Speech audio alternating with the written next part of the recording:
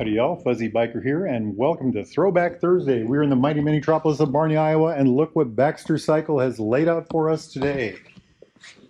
This is a 1966 or 67, I'm not sure which year, they only made these 2 years, Triumph Mountain Cub, T20 Mountain Cub. It's a 200cc, single cylinder, air-cooled, 4-speed.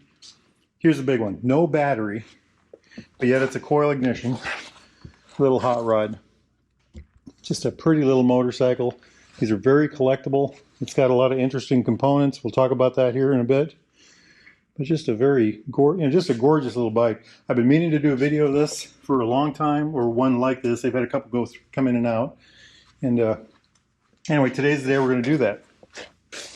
So, like I said, 199 cc's, overhead valve, air cooled. Isn't that fin work just gorgeous? Look at those lines, those oil lines. Single cylinder, the cam's down here, points are under that cover. It's got what's called an energy transfer ignition, which means there's something on the crank that produces energy to power the headlight, taillight, and all that stuff, but there is no battery. Look at that, isn't that just gorgeous? The fin work and all that stuff, I mean, I just find that beautiful. It's got an Amal carburetor, looks like a monoblock right there. I don't know what size that is. Here's the air cleaner right here. You can see the finning right there, or the meshing, I guess it is. This is a tool kit. Let's come on to the other side. Little tool kit right here.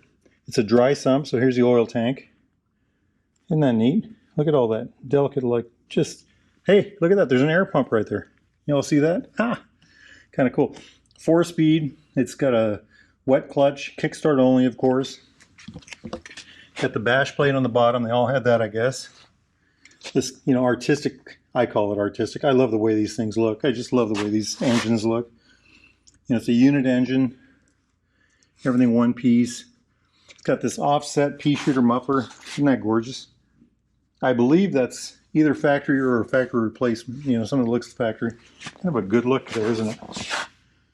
Just a gorgeous thing. 19-inch front wheel. Look at that little tiny drum brake. I mean little, look at that. I don't know what this bike weighs. I would guess it's in the 250 pound range maybe. 19-inch front wheel.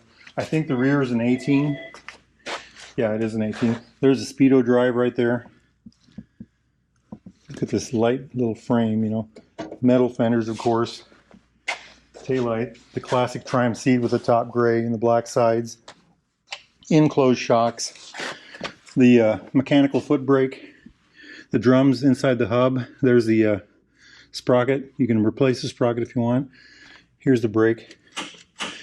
Microelectronics from the day. I get a kick out of that. You know, it's even got rear foot pegs. You know, passenger seat. Isn't that crazy? These are supposed to put out about 15 horsepower. Look how delicate this is.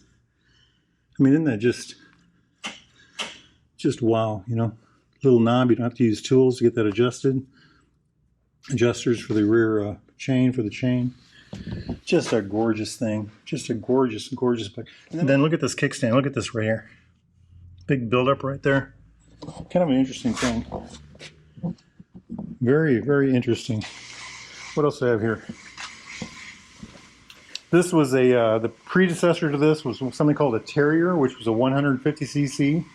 And I don't really know much about that, and I couldn't find one in here anywhere. By the way, here's another T20M right there, Mountain Cub. And then these are also 200s right here. These are more street version. We'll walk around and look at those here in a second. But just look at this front end. Isn't that just gorgeous? You know, the metal stays, the metal fender, the covered forks. The front forks were supposed to be similar to a T100 of the time from the early 60s. I don't think they were a direct replacement, but they were supposed to be heavier like those were on that bike. On a T100. But look at that tank. Isn't that just, you know, the orange inside there, the white, this badging. Just a beautiful thing. The giant knee pads, flat cap. Just a real wow thing to my eye. Let's just stay up there. Kind of a wide set of bars for a little motorcycle. This is probably a horn or a kill switch. One is probably a kill switch, the other is probably a horn. Clutch adjustment, brake adjustment right there. Anything down there? Nope. It's all up here. A little Smith gauge right there, probably magnetic.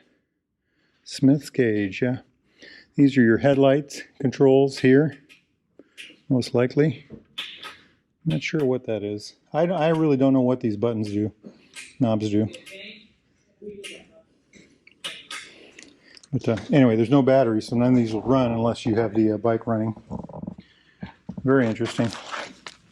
I was talking to the mechanics here, and they were telling me that these are actually very difficult to restore. They said there's not a stock one on the planet, and when people get them, they've been changed so much that when they order parts, you know, they have this on their bike or this kind of wheel or that kind of whatever, and they expect the same thing to come in the mail, and it's they get what the original one had, and that may be different. So it's quite an interesting, interesting story bike. I don't know what this is, except I think it hits the frame. They're kind of a stop. Let's look over here.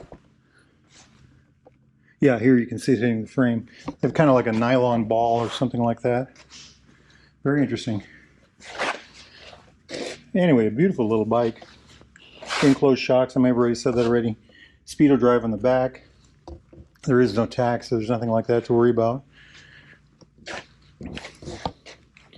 Just a little wonder, isn't it? The fellows here at the shop are telling me that these are about the best of the 200s made. 66, 67, I think is what they said. I think I already said 15 horsepower. Anyway, neat little bike. Just a neat little bike. Let's walk over here and take a look at the other ones. So this is the other one that they have sitting here. And this one has a tag. Triumph 1967 Mountain Cub 200. There's the tag price on it. Now this is a T20. It's the road version, 1960, 200cc. And this one is also a 1960 Tiger Cub Sport. I don't know what that means. More chrome, maybe? Boy, those are good looking bikes, aren't they? Anyway, so these three and that one right now. Look at the forks in this one, how tiny they are. That's really different. They were saying, well, I think I mentioned that the T20M had the heavier forks, and you can really see the difference there. Look at these versus that. This also has the nacelled head up in the front. Very interesting. Anyway, a beautiful little motorcycle.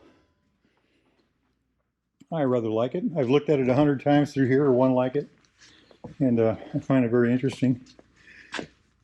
Just a nifty little bike. I think I could stare at this thing all day long. I really get a kick out of that air pump down there. Made in England, it says right there. Wow.